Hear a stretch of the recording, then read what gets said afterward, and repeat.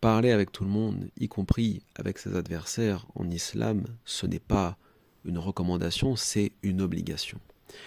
Pourquoi c'est une obligation? Parce que le Coran a été révélé à l'ensemble des créatures.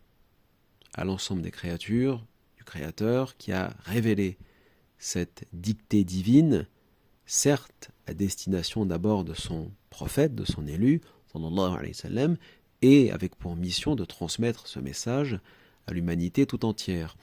Si vous refusez de parler avec des gens parce que vous considérez que ce sont des fachos ou des gauchos ou que sais-je encore, vous ne faites pas votre travail et vous n'êtes pas sur le minhaj du prophète sallallahu alayhi wa sallam, des prophètes et des messagers de façon générale. Donc c'est une très grave erreur de se priver parce que ça revient à priver des humains de la parole du Très-Haut.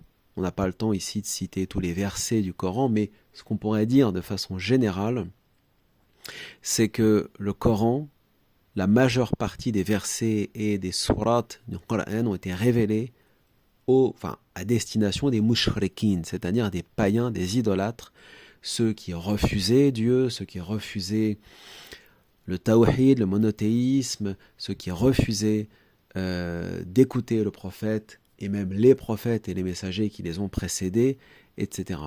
Donc, le Coran interpelle les humains, tous sans exception, quelle que soit leur idéologie, leur logiciel, leur foi, leur spiritualité, tous sont appelés au tawhid, au monothéisme pur.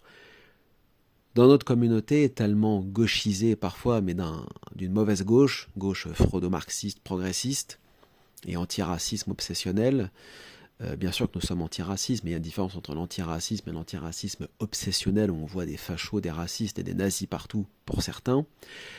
On considère qu'on ne peut pas parler avec des fachos, c'est-à-dire avec des gens d'extrême droite. Et ça, c'est une erreur fondamentale. C'est une erreur fondamentale, puisque le prophète sallallahu alayhi wa sallam a parlé avec ses adversaires, a parlé avec ses ennemis. Il a adressé son message à Abu Jahl, à Abu Lahab, etc., etc. Il a transmis les versets du Coran aux humains et aux djinns, et ainsi de suite. Quiconque lit le Coran, un minimum, se rendra compte de tout cela. Donc on ne peut pas se priver, mais à la limite, c'est pas nous qu'on prive.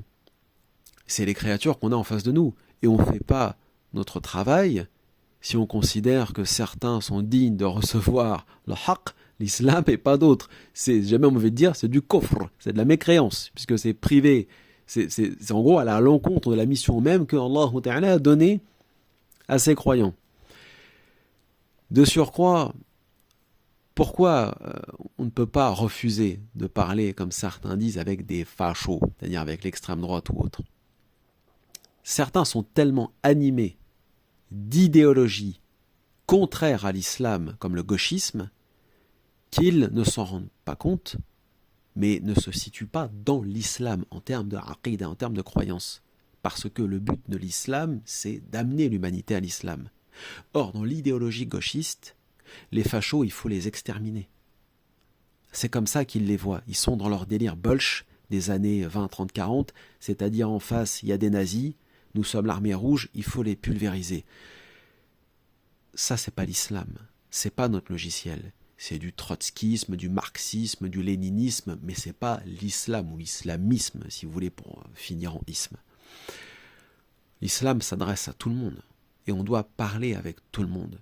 Tous les prophètes et les messagers, même Allah Ta'ala a ordonné à Moussa alayhi salam, à Moïse et à son frère d'aller dire des mots d'où on pourrait dire à Pharaon, qui était l'un des pires taroutes de son époque. Alors imaginez refuser de discuter ou de parler ou de débattre avec l'extrême droite ou l'extrême gauche, ou qui vous voulez, mais c'est surtout l'extrême droite qui est visée. C'est une bêtise, ce n'est pas l'islam, c'est contredire le Coran, c'est contredire les paroles et les missions des prophètes, alayhim salam, des envoyés d'Allah, et toute tentative de pseudo-explication qu'on pourrait m'apporter ou nous apporter sur le sujet est nulle et non avenue, puisque cette croyance, comment dirais-je, est universelle, mais surtout, au-delà de ça, cette méthode de da'wah, de transmission du message de l'islam, elle est permanente. elle ne s'arrêtera jamais. Ce qui y mettra un terme, c'est Yawm al-Qiyamah, le jour de la résurrection.